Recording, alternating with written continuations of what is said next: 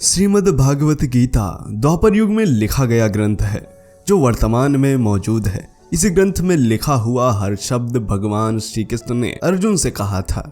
यह प्रमाण है कि भगवान श्री कृष्ण ने धरती पर जन्म लिया था। इस बात को वैज्ञानिक भी मानते हैं। भूवैज्ञानिकों द्वारा महाभारत और भागवत पुराण में वर्णित द्वारिका के अवशेष पानी के भीतर से खोजे जा चुके हैं। उन्हें द्वापर युग के सिक्के भी प्राप्त हुए हैं जिनमें कृष्ण से संबंधित चिन्ह उत्कीर्ण हैं। इनसे प्रमाणित होता है कि भगवान विष्णु के 8वें अवतार श्री कृष्ण ने इस धरती पर जन्म लिया था। वैदिक साहित्य और बौद्ध धर्म के सूत्र पिटक और ललित विस्तार सूत्र में भी श्री कृष्ण का वर्णन मिलता है। वहीं भागवत महापुराण के 12 स्कंद के 2 अध्याय के अनुसार कलयुग के आरंभ के संदर्भ में भारतीय गणना के अनुसार कलयुग का आरंभ ईसा से 3102 वर्ष पूर्व 20 फरवरी को 2:27 तथा 30 सेकंड पर हुआ था। पुराणों में उल्लेखित है कि जब श्री कृष्ण का स्वर्गवास हुआ तब कलयुग का जन्म हुआ। इसके अनुसार कृष्ण का जन्म 4500 से 3102 ईसा पूर्व के बीच मानना ठीक रहेगा।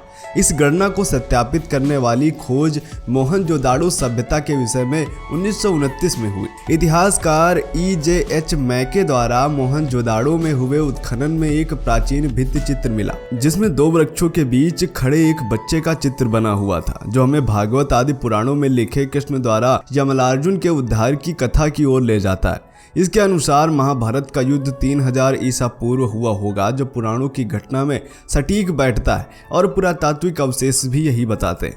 तो मित्रों, आज हम आपको यहाँ पर 6 स्थानों के बारे में बताने वाले हैं जहाँ श्री कृष्ण से जुड़ी निशानियाँ और मंदिर मिलते हैं। तो चलिए बात करते हैं पहले स्थान की, और वह है मथुरा की श्री कृष्ण जन्मभूमि। मथुरा स्थित कंस के कारागार में भगवान श्री कृष्ण का जन्म हुआ था। अब यहाँ कारागार तो नहीं है, लेकिन अंदर का नजारा इस तरह से बनाया गया है कि आपको लगेगा कि श्री कृष्ण का जन्म यहाँ हुआ था। यहाँ एक हॉल में ऊंचा चबूतरा बना हुआ है। मान्यता है यह चबूतरा उसी स्थान पर है जहाँ श्री कृष्ण ने धरती पर पहला कदम रखा था। यहाँ पर अब एक मस्जिद भी बन चुकी है, और सच कहें तो वह स्थान इसी मस्जिद के अंदर है। यानी कि जहाँ पर भगवान श्री कृष्ण ने जन्म लिया था वह स्थान आज मस्जिद में परिवर्तित हो चुका है। आते हैं दूसरे नंबर पर, और वह है नंदगांव में बना नंदराय मंदिर। कंस के भय से वासुदेव जी यही नंदराय और माता यशोदा के पास श्री कृष्ण को छोड़ गए थे। यहाँ नंदराय जी का निवास था और श्री कृष्ण का बालपन गुजरा था। आज यहाँ भव्य मंदिर है। यहीं पास में एक सरोवर है जिसे पावन सरोवर कहते हैं। माना जाता है कि इस सरोवर में माता यशोदा श्री कृष्ण को स्नान कराया करती थी। आते हैं तीसरे नंबर पर, और वह है कुरुक्षेत्र का भद्रकाली मंदिर। हरियाणा के कुरुक्षेत्र में स्थित भद्रकाली मंदिर के बारे में कहा जाता है कि यह एक शक्तिपीठ है। यहाँ पर भगवान श्री कृष्ण और बलराम का मुंडन हुआ था। यहाँ आज भी भगवान श्री कृष्ण के पद चिन्ह मौजूद हैं। यहाँ श्री कृष्ण के उन्हीं पद चिन्हों और गाय के 5 खुरों के प्राकृतिक चिन्हों की पूजा की जाती है। आते हैं चौथे नंबर पर, और वह है उज्जैन का सांदीपनी आश्रम। यहीं पर भगवान श्री कृष्ण ने बलराम और सुदामा के साथ सांदीपनी से शिक्षा प्राप्त किया था। कहते हैं कि यहीं पर श्री कृष्ण ने भगवान परशुराम से सुदर्शन चक्र भी प्राप्त किया था। उन दिनों यहाँ ऋषि का आश्रम हुआ करता था। अब यहाँ एक मंदिर है जहाँ श्री कृष्ण के साथ बलराम और गुरु सांदीपनी की मूर्ति की पूजा होती है। अब आते हैं 5वें नंबर पर, और वह है गुजरात का द्वारकाधीश मंदिर। मथुरा छोड़कर श्री कृष्ण ने यहाँ अपनी नगरी बसाई थी। समुद्र के नीचे आज भी एक भव्य नगर होने के प्रमाण मिलते हैं।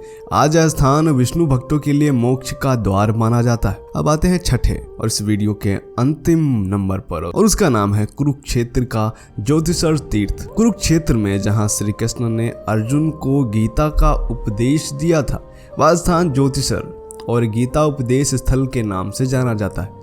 यहीं पर पीपल के वृक्ष के नीचे श्री कृष्ण ने अमर गीता का ज्ञान दिया था। यहाँ आज भी वह पीपल का पेड़ मौजूद है जिसके नीचे श्री कृष्ण ने अर्जुन को गीता का ज्ञान दिया था। तो मित्रों, आपको यह वीडियो कैसा लगा कमेंट करके बताएं। ऐसे ही वीडियो और पाना चाहते हैं तो सब्सक्राइब करें द साइंटिफिक हिंदू को। जय हिंद, जय भारत, वंदे मातरम।